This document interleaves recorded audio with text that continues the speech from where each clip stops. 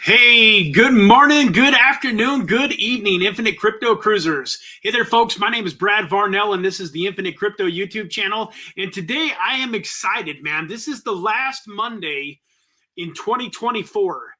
And, you know, this Crypto Monday Mindset Mastery started probably about 9 months ago, and really been one of my favoriteest days of the week to hop on here and to spend some time with all of you. So hope all of you had an incredible Christmas. I definitely did. Not only did I have an amazing Christmas, but I was blessed on December 26th at about 4:30 in the afternoon with my first grandchild, a granddaughter named Isabel. And so for those of you that are like, what? I thought you were having a grandson. They switched it up on us at the last second. So my daughter had went in and done blood tests earlier in her pregnancy. And then throughout her pregnancy with the ultrasounds, they hadn't been able to, you know, identify any male genitalia, but they thought it was just because, he was at a weird angle or whatever. And, long story short, about, I don't know, maybe 2 weeks before she actually had the baby. So maybe 2 weeks ago, all of a sudden on the very last ultrasound, the position that the baby was in, they believed that they should have been able to see, if he was a boy, it should have been obvious. And so they started to believe that it was a girl.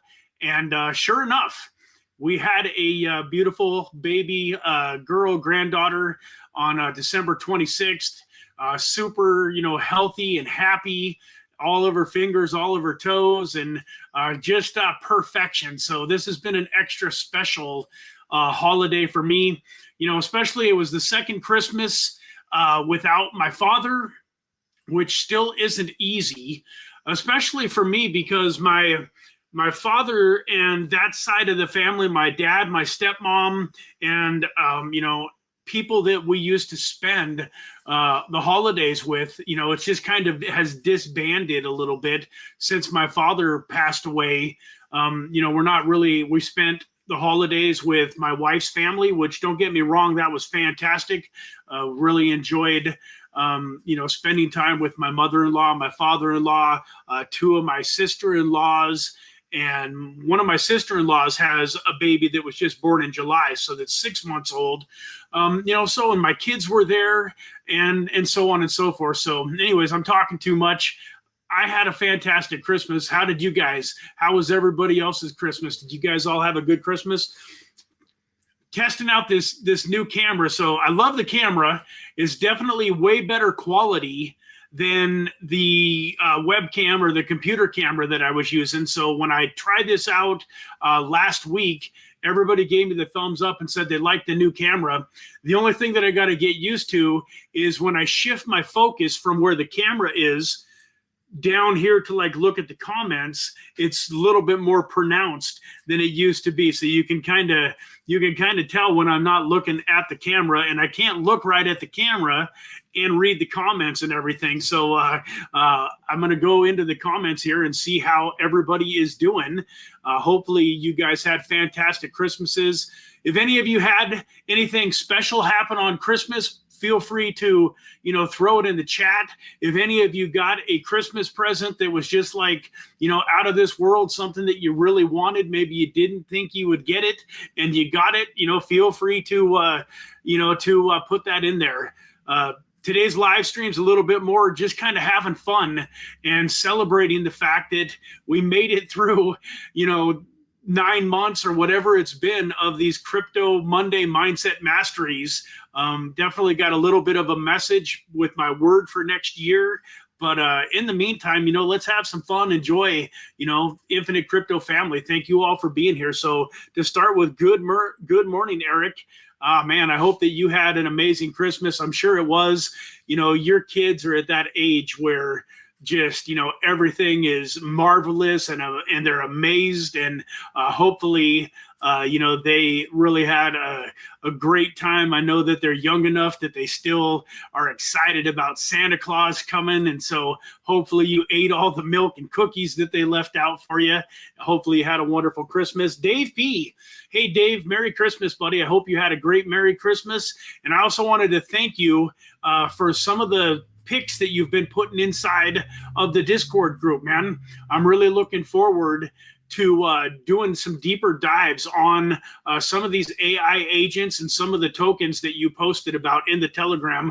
Very much appreciate you taking the time to share those tokens with us, and looking forward to, I took Christmas off, but I'm not taking New Year's Day off. So we're going to do a live stream on New Year's Day morning, 9 a.m.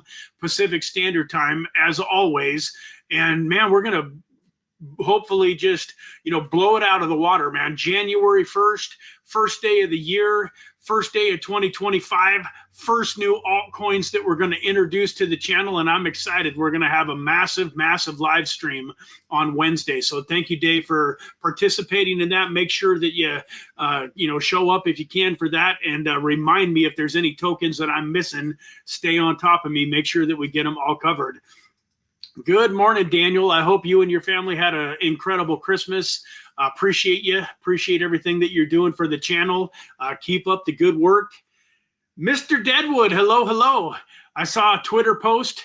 Looks like you got had some work going on over the last week, so that's exciting. Congratulations, man. I hope you had a great Christmas. Was able to get around some friends and family and loved ones. And thank you guys for the congratulations. Yeah, man, it was definitely different. So as most of you probably know, I don't have any biological children. Maybe you do or maybe you don't. I don't necessarily talk about that a whole lot. And it's not because my kids, like what's the word for it? So it's not because why can't I talk? I don't necessarily bring up the fact that, I don't have biological children, not because it's anything weird.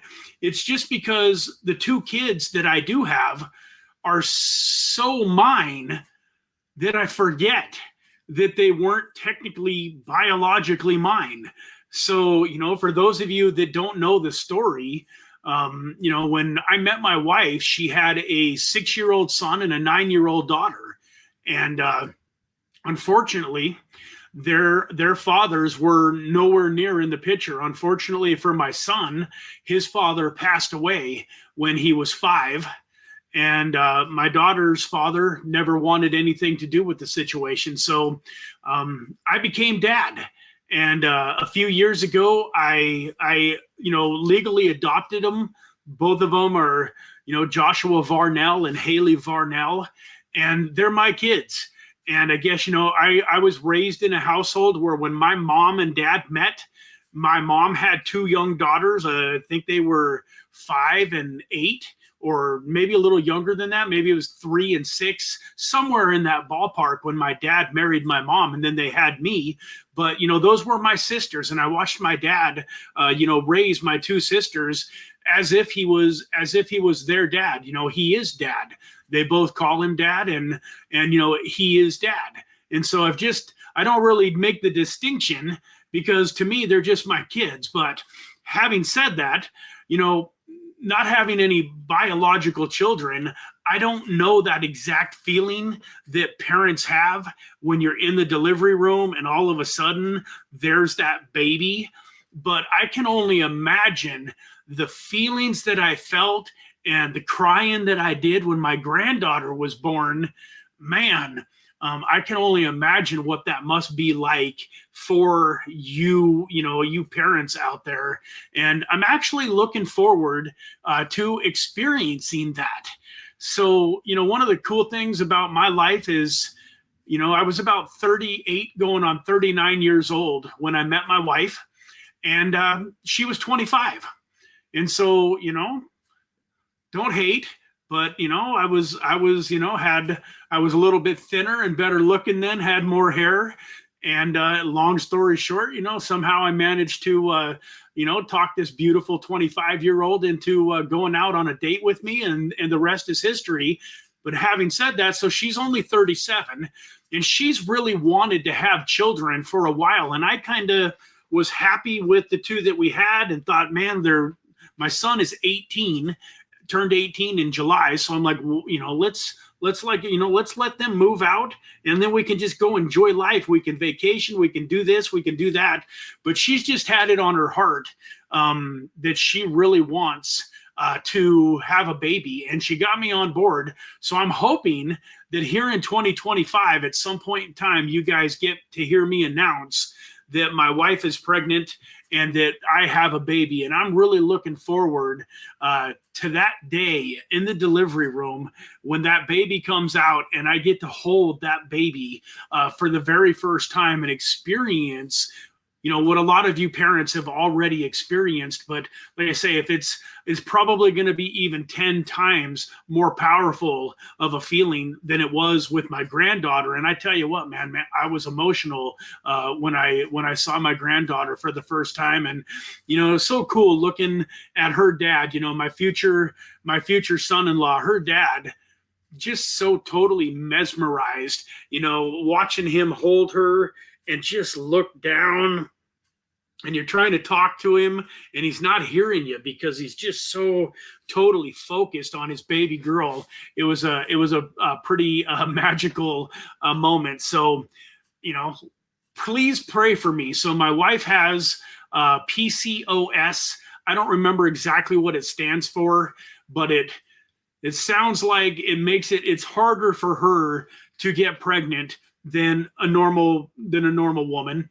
And you know, when a few years back we tried some fertility treatments, and I was told that my sperm are lazy, that my sperm have low motility. So we're fighting a little bit of an uphill battle. But one of the things, you know, thank God for crypto, thank God for, you know, financial freedom and the blessings that are coming all of our ways. But I really thank God for what's happening in my life, because my wife and I have decided that the best way and the highest likelihood of us getting pregnant is, you know, the full fertility treatment. I can't think of the name of it off the top of my head, in vitro, something or other. But basically, it's a process where they take her eggs and they take my sperm, and they take the best of my sperm and the healthiest of her eggs, and they basically put them in a dish together to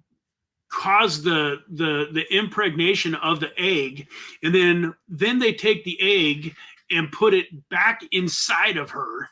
And even with all of that, it sounds like it's only about a 50-50 chance that egg attaches and ends up being a little baby. But we're willing to do it as many times as it takes. And thankfully, because of crypto, we're going to be able to afford to do it, as many times as it takes, but hopefully 1 or 2 times, and we will be, having a baby. So that's probably going to start, somewhere in about March or April.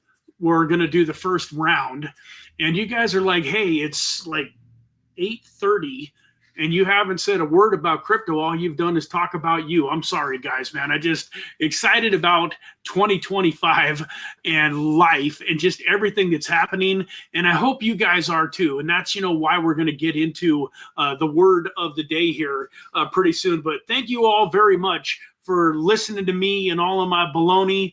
I love you guys. But, I guess the reason that I'm talking like I am is because you guys are my family.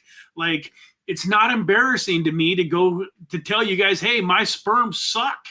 Like, it is what it is. My sperm got low motility. They don't want to get out there and do anything. I don't care. It is what it is, man. It's just part of life. I'm not the only one. I'm 51 years old, and so things are supposed to start slowing down a little bit. But that's what I mean. Like, you guys are my family. I can pretty much tell you anything, and I don't worry too much about being judged and worry about you guys, looking down on me. I know that you guys understand I'm human. You're human. We're all going through this life trying to be the best that we can be and create better lives for ourselves and our families. So thank you guys for being here today and, listening to everything that I just had to say. Eric says, hosted Christmas at our place and had a blast. Kids got a classic arcade machine, so Dad will get some good use out of that. Yeah, absolutely. That's awesome. The old Pac-Man and Galaga and Asteroids and all of that stuff, probably. That's pretty cool, man. Deadwood, just spent time with the dogs, made sure they had a few new toys and a little extra food. Awesome, man. I love your dogs. I think Rottweilers are just an incredible breed of dogs. I've got a Belgian Malinois that's, like the German Shepherd type police dog that I've been, she's about 3 years old, and I would love to mate her. And we've been trying to figure out what breed of dogs we want to mate her with. And Rottweiler's on the list. I think we're leaning towards Doberman Pinscher, though. I think we want to find a big, like 100, 115, 120 pound, like a massive Doberman Pinscher to breed her with, because part of the reason I love her. She's my favoriteest dog that I've ever had, but she's just a little bit smaller than I would like. And she's not small. I mean, she weighs probably a solid 65, 70 pounds. But I would love to have a dog that weighs closer to, 90 or 100 pounds. So I'm hoping if I can mate her with a big dog, 100, 120 pound dog, that maybe we'll get one big male puppy. We're planning on keeping the biggest male puppy of the litter when the time comes. But man, I love your Twitter posts. I love your Rottweilers. They seem like just incredible dogs. So I'm glad that you were able to hang out with them and have a lot of fun. What do we got here? What else did you say, Deadwood? Took me about a week to split the wood with an axe, over 150 foot tall. Okay. Nice. So it's more of a chore than a job. Okay. Mr. Tim. Hey, Tim, thank you so much for being here. Thank you for the congratulations. And let me see here. Deadwood says, tonight I will be LPing my Arrow tokens with some WETH. Some great gains to be had there. Hey, I thank you for the reminder, man. I think that's a great idea. I've got some Aerodrome tokens built up from my other pools that I need to do something with, and that's probably not a bad way to go. Eric says you should look into acupuncture to improve fertility. It really helped us out. I will definitely put that on the list of things to do. I was kind of hoping my wife might be watching today, but I don't think she is. She hasn't said anything yet, but I will make a note of that, Eric, and let her know, because she's the researcher. She's been doing more research. She's telling me this statistic and that statistic and this fact and that fact. And, we were looking at a fertility clinic in Norway Then we found one in Colorado. Now she's looking at one at Scottsdale, Arizona. But like we're really doing the research and trying to figure out what's going to be the best fit, where we're going to have the best, highest likelihood, the best chances of making everything happen. So appreciate that. Definitely will take that into consideration. Eat raw eggs if you want to get them little guys swimming again. Hey, that's a great idea, and it's kind of funny. One of the things that I'm doing with my health program is I'm eating, you got the cartons of the pasteurized egg whites. So I've been buying the cartons of pasteurized egg whites and then just squirting a little bit of sugar-free Hershey's chocolate, shaking it up, and just drinking it. So hopefully I don't get food poisoning again, but I think they're pasteurized. I know that a lot of people just, crack eggs right out of the shell and drink them. So I'm pretty sure that I'm relatively safe. But not only is that a fantastic way to get protein, but man, if it helps with the sperm health, then that's just an added bonus. So good to know. Good to know. Ah, man, I love you, and it's gonna all work out. Thank you, Daniel, man. I love you too, brother. I love you too, man. Doberman would be a good match to her. Yeah, I agree. I think, they have kind of a similar style, similar build. The trouble with the Rottweilers is that they're a little bit lower to the ground and stockier. So that was one of the reasons that I'm leaning towards the Doberman also, is they stand a little bit higher at the shoulder. And so in my opinion, like you can have a pit bull that's 120 pounds, but if it's one of those short, stocky ones, it doesn't look, well, I mean, they still look big and mean and intimidating, don't get me wrong, because they're pit bulls, but they don't look big as far as, like a little bit higher off the ground and a little bit more formidable from that standpoint. So that's kind of why we chose Dobermans too, is they do stand a little bit taller, even though the Rottweilers are definitely, thicker. Let me see here. Over 2,500 arrow tokens get you on the flywheel and a matched contribution. Interesting. We're going to have to get together, Deadwood, and talk about that some more. What does it say here? Our brain and man goo are made from cholesterol. Interesting. Yeah, definitely need to do some more work on the medical. So let's go into, what do we got here? The raw egg is pure and sterile inside. It's an open DNA structure you absorb easily. Yeah, absolutely. I agree. So let me ask you guys a quick question. Hopefully my dog ain't gonna bark. There we go. What was good about 2025 that you, and you don't have to type this into the chat. If any of you want to type in the chat, that's great. But just ask yourself this question, like, what was good about 2025? What parts of your life are better now, today, than they were a year ago?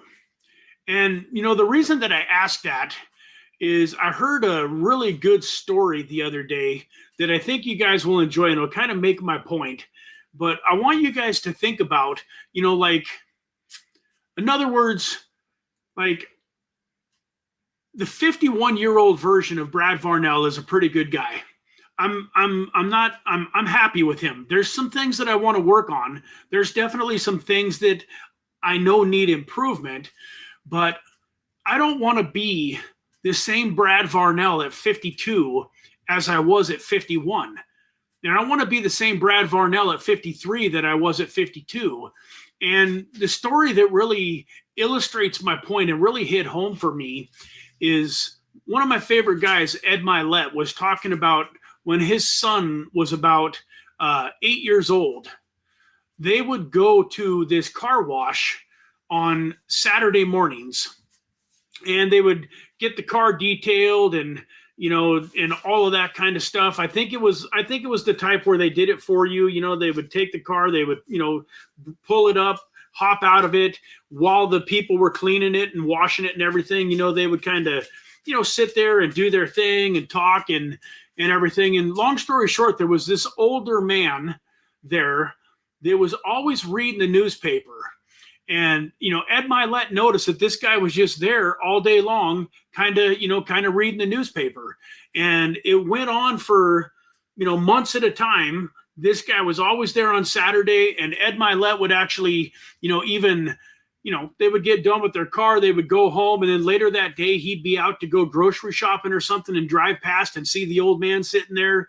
And long story short, one day, the old man kind of looked up from his newspaper for the first time, and he kind of grunted, enjoy it while you can. And Ed was like, excuse me, what was that? And the guy says, enjoy it while you can. They don't stay that way for very long. And and the guy's point obviously was like with your kids, your 4-year-old child is a totally different human at 5 and a totally different human at 6 and so on and so forth. And man, if you've got, an 8-year-old human, just imagine that 8-year-old. I remember my 8-year-old son compared to 10, 11, 12-year-old son. But Ed's point was, and he said, he says that he tried to say this with love and without not without judgment, because there was some judgment probably, but he tried to say it in love. And I liked his point, so the guy had basically told him, hey, like your son is new and different every year. And Ed Milet looked him right in the eye and said, do you mind if I ask, when did that stop happening for you? And the guy kind of paused and said, what did you say? And Ed said, if you don't mind me asking, when did that stop happening for you? And the guy took a pause and he really digested what Ed had just said. And he the light bulb went off, and he went from being kind of bristled up and like, what are you saying? What are you talking about? To like a softness came over him. And, to this day, Ed Milet doesn't know if it changed anything or not. But my question to you is, are you the same as you were last year? Are you the same as you were 5 years ago? Let me, ask yourself these questions. Are you in better shape today than you were 5 years ago? Are you in better shape today than you were 1 year ago? Because I don't care how good of shape you are in today, you ought to be in better shape. If I were to ask you this question 12 months from now, you should be in better shape 12 months from now than you were today. And if you can look back and you're like, man, I'm still in the same, I've been in the same exact shape that I'm in for the last 10 years, then I want you to highly consider changing that. I mean, for lack of better words, because the thing that I'm starting to realize the longer that I'm on this planet is that we were put here to become the best versions of ourselves.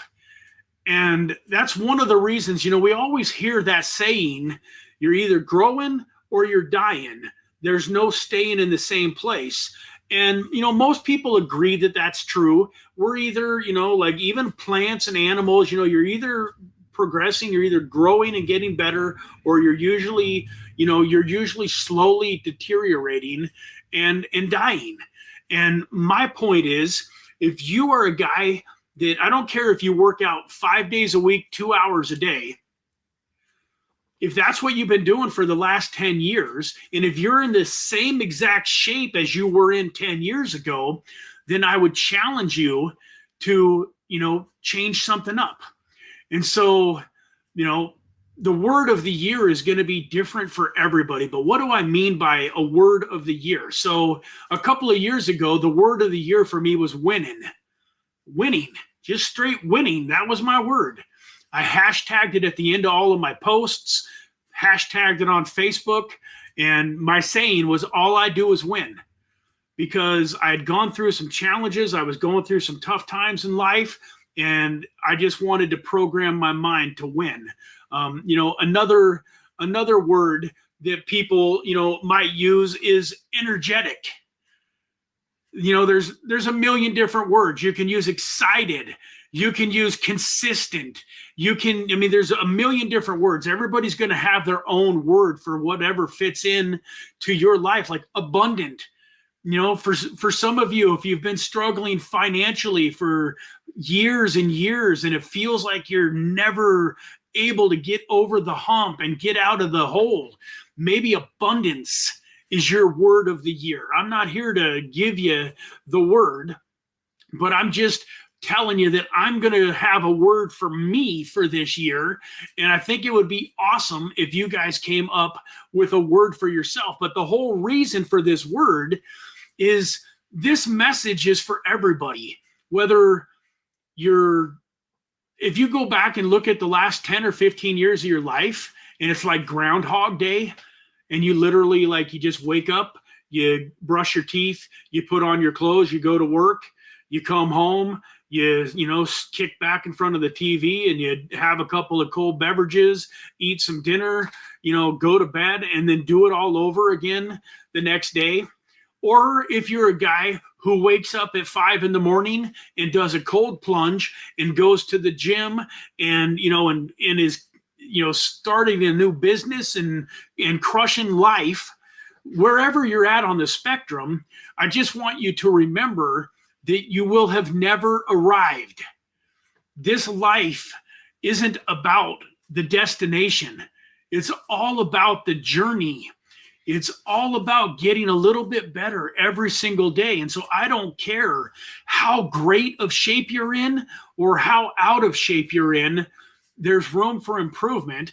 And today is just all about opening your mind to the possibility that you can do more, that you can have more, that you can be more, that you can affect more people's lives. And once again, folks, it doesn't matter who you are. If you're not affecting anybody's life right now, and you go out and affect one person's life this year, that's a win. If you're Tony Robbins and you're feeding whatever it is, 1 million people this year, then you better go out and feed 1,000,001 or 1,100,000 or whatever it is, but don't do less this year than you did last year. And don't do, always strive to do more.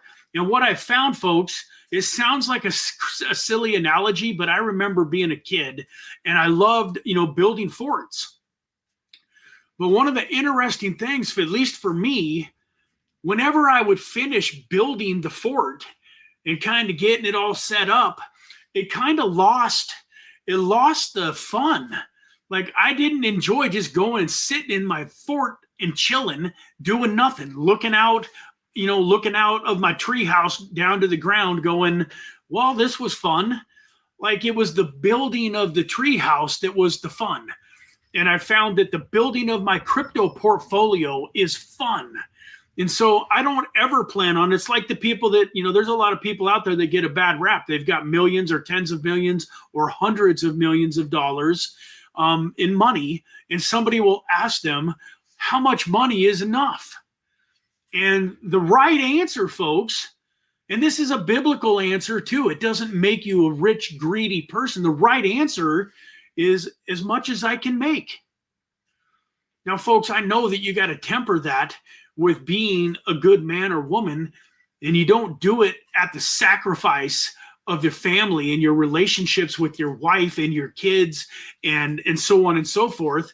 But you want to do as much as you can. In other words, if somebody asked you, how healthy do you want to be? You wouldn't say, well, just healthy enough. I just want to be, okay. I want to be all right. I don't need to be extra healthy. I just kind of want to, be okay. No, you would say as healthy as I can be. If somebody asked you, how good do you want the relationship with your spouse to be? You wouldn't say, I just want it to be okay. I want it to be good enough. I don't want to have too good of a relationship. I just want it to be all right. I want us to be good.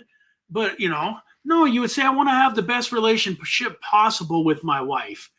And that's very true of everything in your life until it comes to money.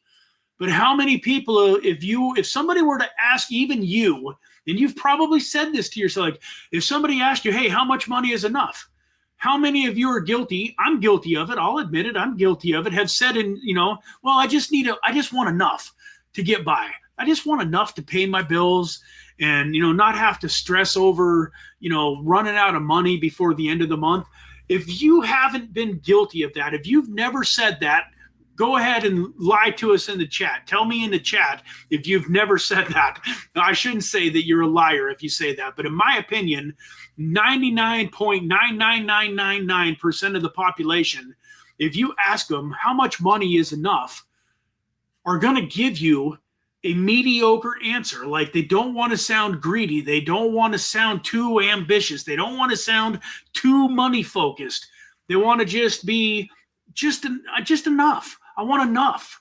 Well, folks, man, God didn't put us here on this earth to just have enough. He created abundance, infinite abundance on this earth.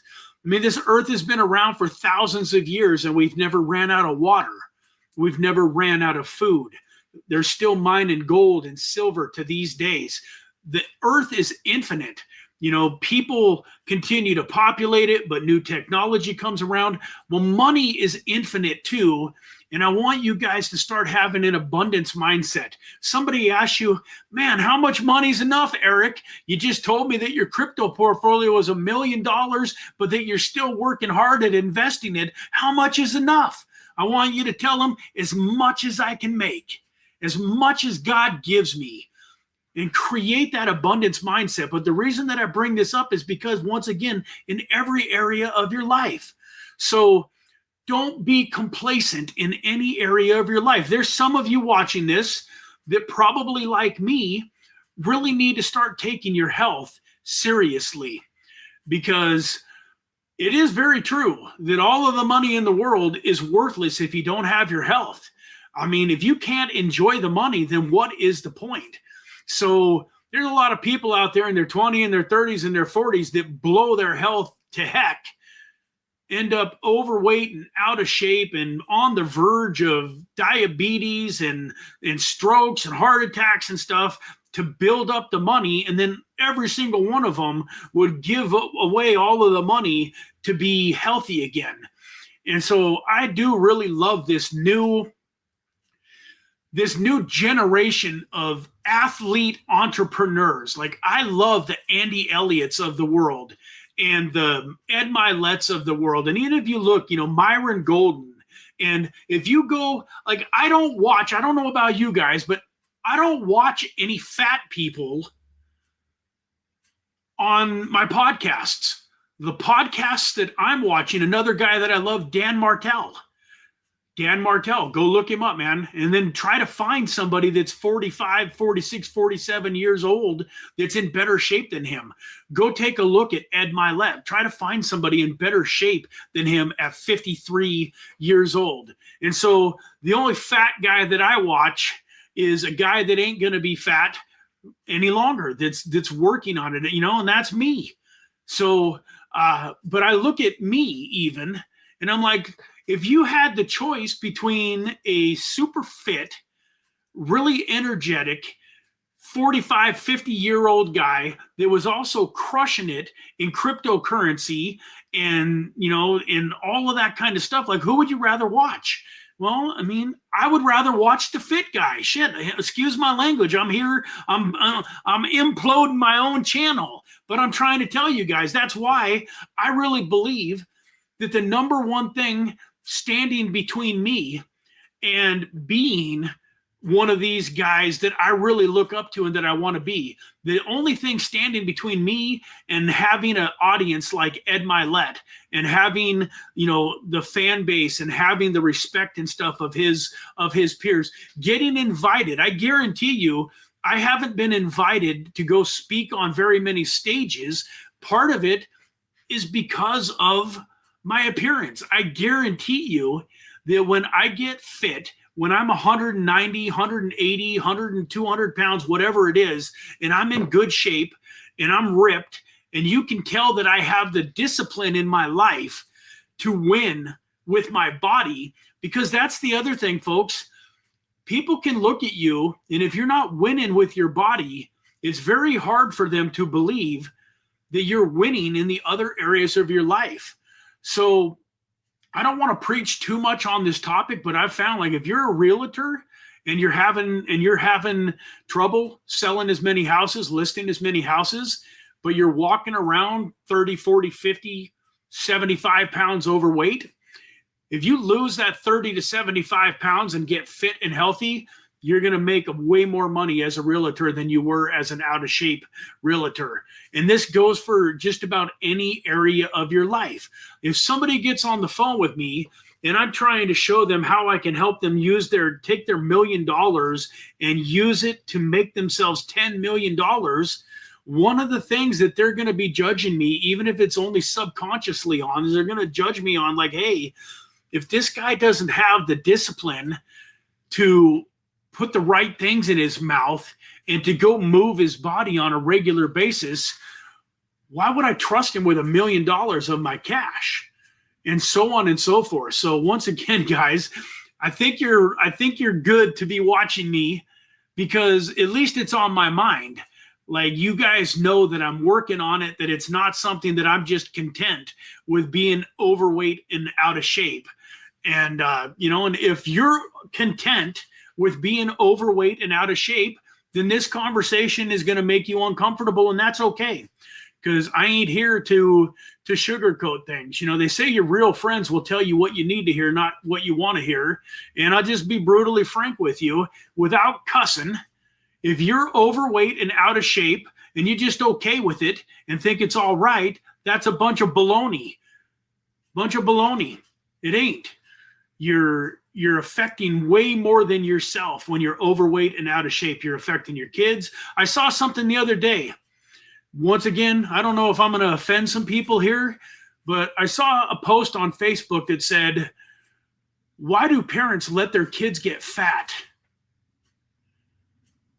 And that, like, just blasted me right between the eyes.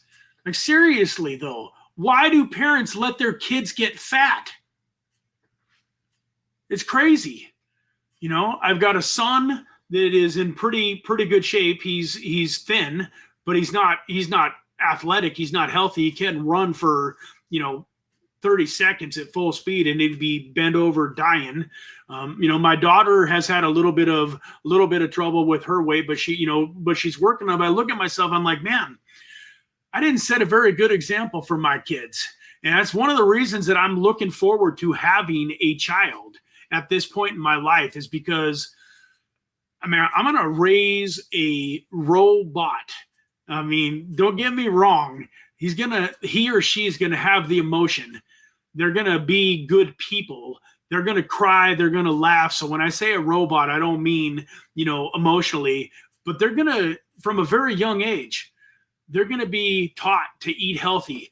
They're going to be exercising and getting used to it. They're going to be used to getting up. I had a little bit of an argument with my son today. My son loves to sleep until the last second and then jump out of bed and get ready to go to work real quick and then show up at work, right at the last second, and I'm trying to teach him that is not a habit conducive to success, that none of the millionaires and the people that he wants to emulate, that none of these folks like the Ed Miletts and the people that are having the success in their life that he wants to have, are waking up at the last second and just barely getting to where they need to be in the nick of time. And, it is what it is. He's 18 years old and he's got to do what he's got to do. He's got to figure it out on his own. But, I don't know. I'm kind of going off on some different tangents here, not really staying on the same topic. But, one of the things that 2024 taught me was how hard it is to win in life. Winning isn't easy, but it's worth it. And I just want to help you guys go out there and crush 2025 and become the absolute best versions of you that you can be. And so pick out an area or two in your life that you really want to, that you just want to decimate, where you want to be a totally different person 12 months from now than you were today. And the good news is it doesn't take that much work, doesn't take that much effort. If you're spending no time working on yourself right now, just spend a little bit of time. So I'm going to go back, if you want to be more, you have to become more. And so, I'm listening to a guy named Jim Rohn. I've been listening to him for 30 years, and I just absolutely love it. Like he says, most people are waiting for the circumstances in their life to change. And if you want your life to change, you have to be the change. You have to just take full responsibility for life. You have to be the change. If you're sitting around waiting for your circumstances to change, hey, Brad, I would love to work out, but right now I got 2 jobs. Life is, finances are tough. So I'm working a full-time job and a part-time job. Now, when finances get better, crypto gets better, and I'm able to quit one of my jobs, then I'll go work out. You're lying to yourself. You don't know it. You don't think you're lying to yourself. You don't believe that you're lying to yourself. Even right now with me telling you that you're lying to yourself, you might not even believe me, but at least it'll open your mind. But I promise you, if you get enough money to where you could quit one of your jobs, you're still gonna find ways to have no time and not work out. And I guarantee you that I can go out today if I wanted to. If you bet me $1,000 that I couldn't go out and find 10 people that have 2 jobs that are still fit and healthy and in good shape and find time to work out, you'd lose $1,000 because I could find 10 people fairly quickly. And if you gave me a week or 2, I could find hundreds. So that's a crummy excuse. What you got to remember is any excuse will do. Gosh, I'm just whatever you want to call it. I mean, like, just, make up an excuse. Man, I can't afford the $27 a month for Planet Fitness. Man, if I had a little bit more money, I'd go to the gym, but I can't afford $27 a month. Hey, I got good news for you. You can take a walk around the block in your neighborhood for free. You can do push-ups. You can do sit-ups. You can do jumping jacks, blah, blah, blah, blah. Any excuse will do. If you're one of those people that thinks being in shape costs too much money, it's just an excuse. Man, I would eat healthy, but it costs too much to eat healthy. All of these, I eat junk food and frozen meals because that's what I can afford. Baloney. You're lying to yourself. I promise you, you can eat healthy and figure it out and put it into your budget if you wanted to bad enough. So all these excuses do is they give you the ability to not take accountability. It's your boss's fault. It's your spouse's fault. It's your kids' fault. It's this person's fault. It's you're not making enough money's fault. You don't have a car. So I mean, like, it's all a way for you to put the blame somewhere else. And if the blame is somewhere else, then you don't got to feel bad about yourself. Well, I'm here to tell you that probably a high percentage of the people that are watching this video, there's probably some parts of your life that you deserve to feel a little bit bad about yourself. And it's okay to experience those feelings. You want to feel bad about yourself. There's nothing wrong with turning off this video today and getting pissed off and get mad at yourself. Be frustrated and say, what is wrong? Why can't I get up an hour earlier than I am in the morning and go do something healthy for myself? Why can't I say no to the double cheeseburger at lunch and have a good chicken breast and some vegetables? I mean, it's okay to get mad at yourself, to get frustrated. It's a good awareness. The thing is, if you keep making excuses, then it's so easy. If you never put any of the blame on yourself, if you're not the bad guy, then, then there's nothing you can do about it. And it just is what it is. And folks, I'm telling you, if you want to live your best life, if you want to make 2025 the absolute best year of your life, it's time to make some changes. And part of the change is become the best you that you can become. I got this book. It's one of my favorite books. I talked about it not too long ago. It's called The Richest Man in Babylon. And this is a financial book. The very first chapter, it talks about one of the most widely accepted success principles. Every single one of you, I guarantee, have heard this success principle. And because you're in crypto and you're in the investing world, there's probably a higher percentage of you that are doing something like this than the average population. But you know what the number one financial principle in this book is? I'll give you guys a quick second to guess. If anybody wants to throw into the chat what they think the number one rule for being financially successful is. I'll give you guys just a quick minute to think about that. What's the number one rule? What's the number one thing that you think this person in this book said you need to do?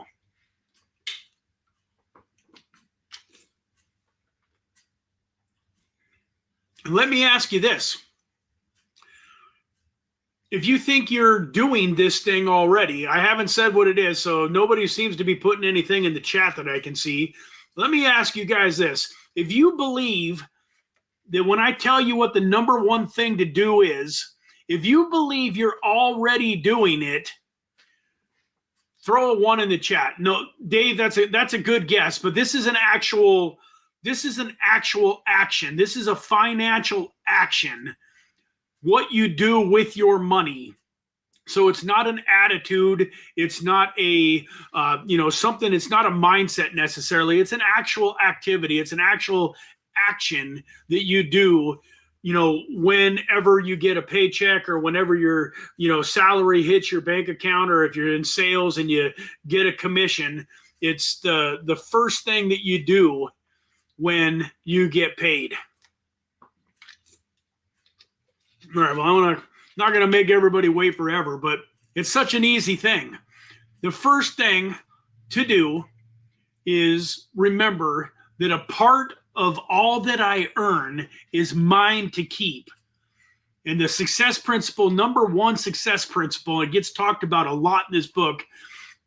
You have to save 10% of whatever it is that you make. And you have to pay yourself first. Pay yourself first, guys. If you get a paycheck for $1,000 and you wait until you go buy some groceries and put gas in the car and you pay a few bills, and then you're like down to $342, and now you're thinking, oh man, I need to take $100 of that and set it aside. Pay myself first. You're not going to do it. It's the simplest thing in the world. Think about it, guys. If you were to save 10% of your income, how long would it take for you to have 1 year's worth of income set aside? Well, it's pretty easy math, 10 years, right? So if you're 30 years old or 40 years old, do you have, a year's worth of living expenses set aside? If you make $100,000 a year since you've been 20 and now you're 30 years old, do you got $100,000 in the bank? If you're 40, do you got $200,000 in the bank? And there's probably some people that are forced to do this through like their 401ks and stuff like that. So I'm not saying that everybody is off track on this, but some people are, but the average person isn't, because if you look at the net worth of the average American, a lot of Americans are negative net worth. And if you had a year's worth of living expenses built up, you should never be in a position where your credit card debt and your debt is so high, that you're necessarily, in negative. But what sounds like such a simple habit is near impossible for most people to do. And most people will tell you, Brad, I'm barely making it on 100%. How am I going to live off of 90? once again, any excuse will do. I promise every single one of you, if you made it a high enough priority, it was a big enough goal, and it was a come heck or high water, you were going to do it. If you had to eat top ramen and peanut butter sandwiches, if you had to get rid of Netflix, if you had to throw away your TV, whatever, if you had to buy extra blankets and turn off the heat, if it was important enough to you, I promise every single one of you could save 10% of your income. Now, once again, as I mentioned, you guys are all in crypto. You got to be funding your crypto accounts from somewhere. So a higher percentage of you that are watching this probably are doing this, but is it consistent? Like, do you take 10% minimum out of every single dollar you make? Or do you take 100 here when it's convenient and 200 there, and $50 here, and then go a month or two without buying any crypto, and then buy extra crypto when you get your tax returns, and so on and so forth? Once again, the habit is more important than the amount. Like in this situation, I would rather see you only save 1%, but get in the habit of saving 1% of every single dollar you make and setting it aside. And then you guys got to read this book for yourself. Every one of you should go get this book. The Richest Man in Babylon by George Clason is one of my favorite books.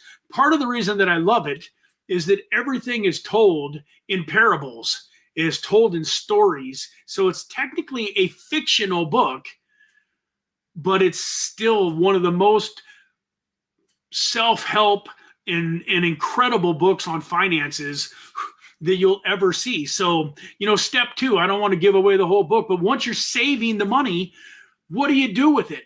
Well, you got to find a way to invest it and have it earn children.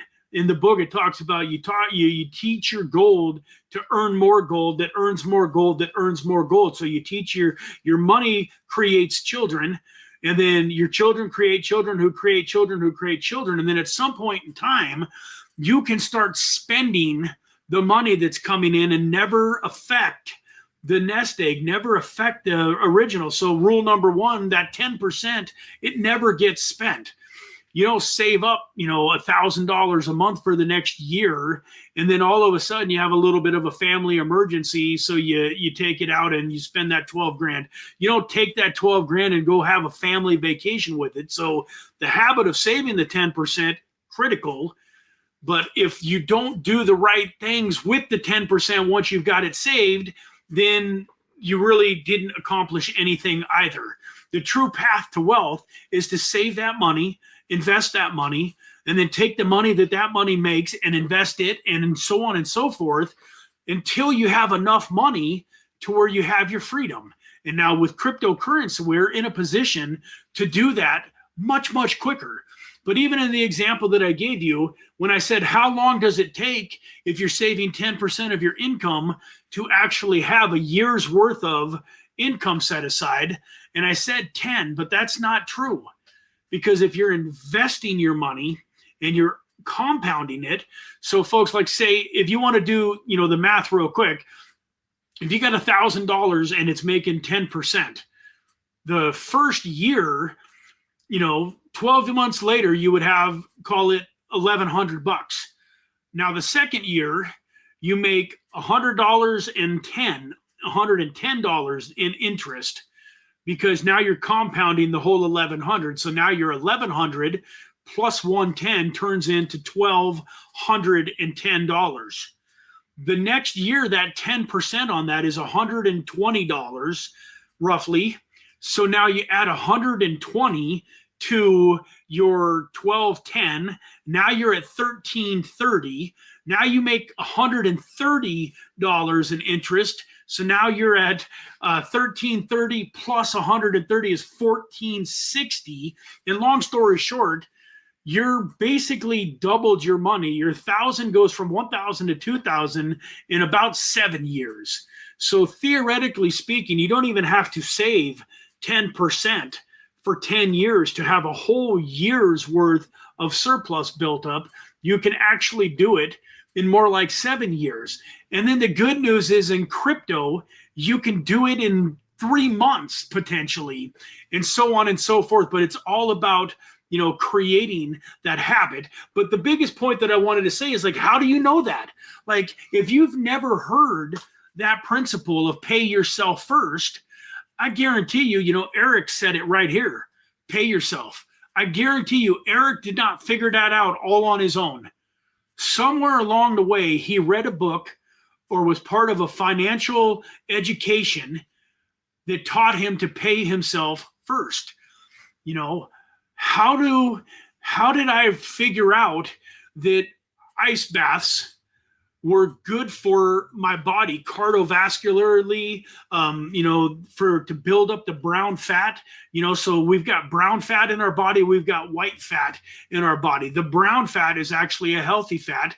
The white fat, which is the fat that is created from being overweight, that surrounds all of our organs, is horrible for us. How did I figure that out? I read a book. And so, folks, books are your friend. Whatever you want to learn, whether it's about finance or health, books are your friend, YouTube is your friend. But my point is Jim Rohn is famous for, coining the phrase, work harder on yourself than you do on your work. There's so many people that are out there building businesses or working at a job, and they're putting in every hour that they can put in, and they're working hard, they're showing up early, they're staying late, but they're not honing their craft. If you're in sales and you haven't been role-playing and practicing new closes and learning what's working in today's world, like, back 30 years ago, feel, felt, found was cutting edge. It was one of the best sales techniques that you ever could go. Somebody gives you an objection and you say, man, I really know how you feel. I felt the same way. And, feel, felt, found. So I know how you feel. I felt the same way, but what I found, and then you give the solution. That used to work really good. Today, if somebody tries to use feel, felt, found on you, it's a sales tactic. It's something designed, it's not disgenuine, but at the same time, it doesn't work anymore. So you have to, come up with new ways to present the same information that people now are listening to. People that are 20 and 30 years old do things a lot differently and look at things a lot differently than, say, somebody that's in their 60s, 70s, 80s. It's kind of old school.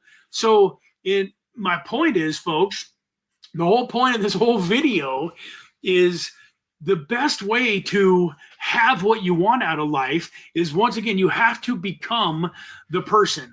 I was listening to another guy that said, hey, we aren't human doers.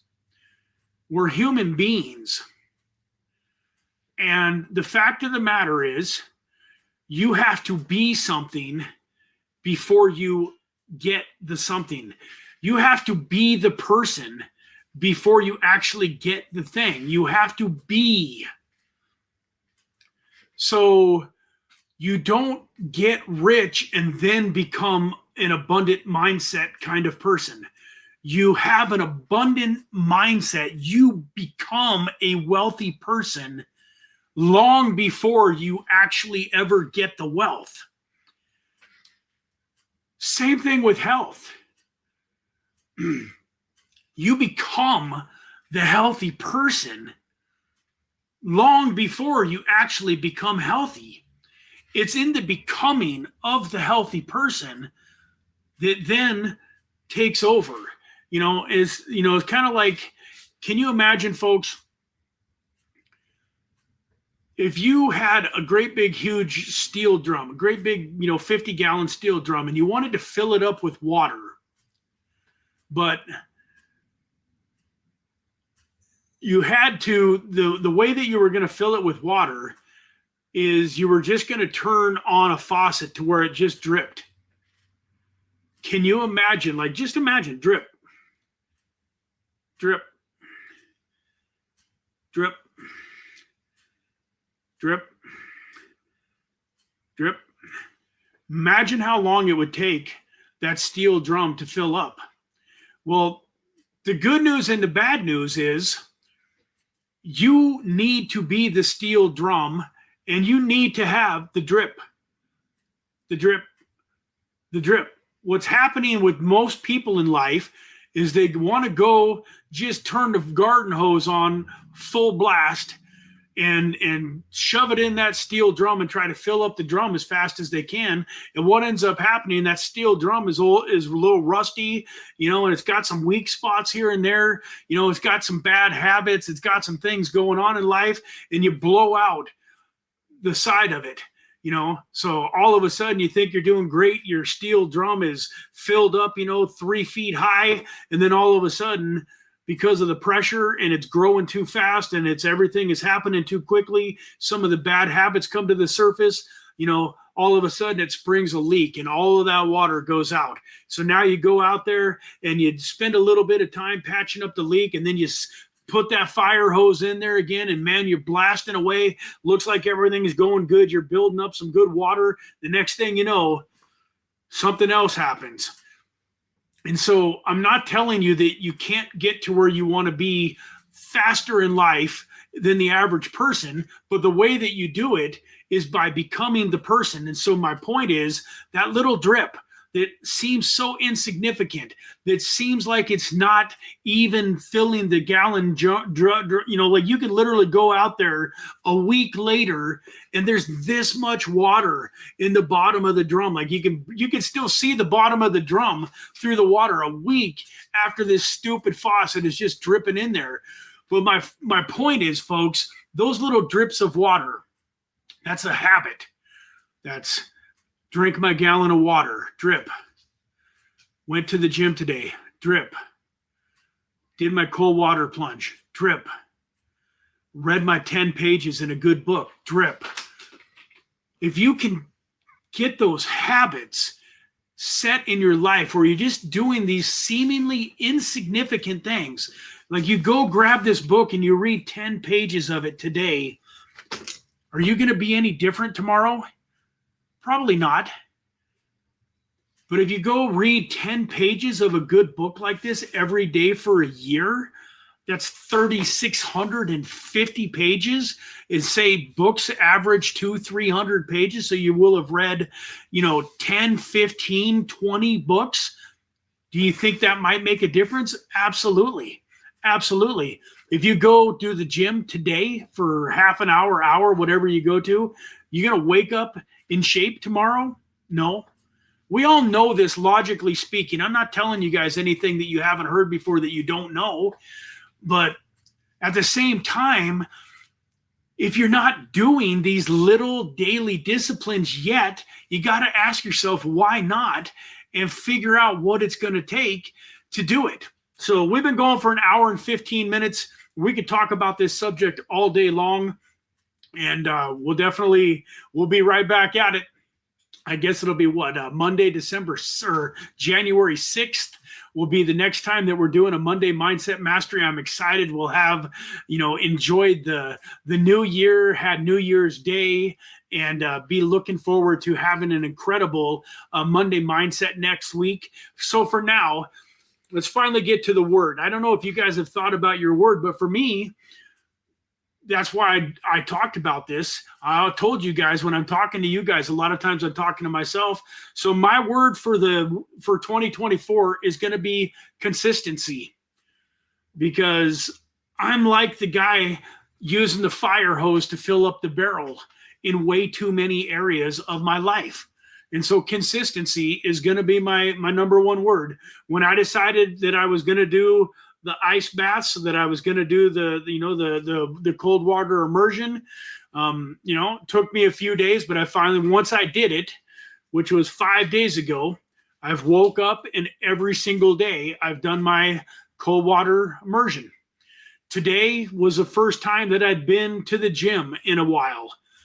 Part of the reason I had food poisoning and stuff, so I put it off a little bit, but part of it in my mind, I knew that I was committing, that once I went that first time, that it was a new Brad that I was going to go create, and that I was going to go to the gym every day.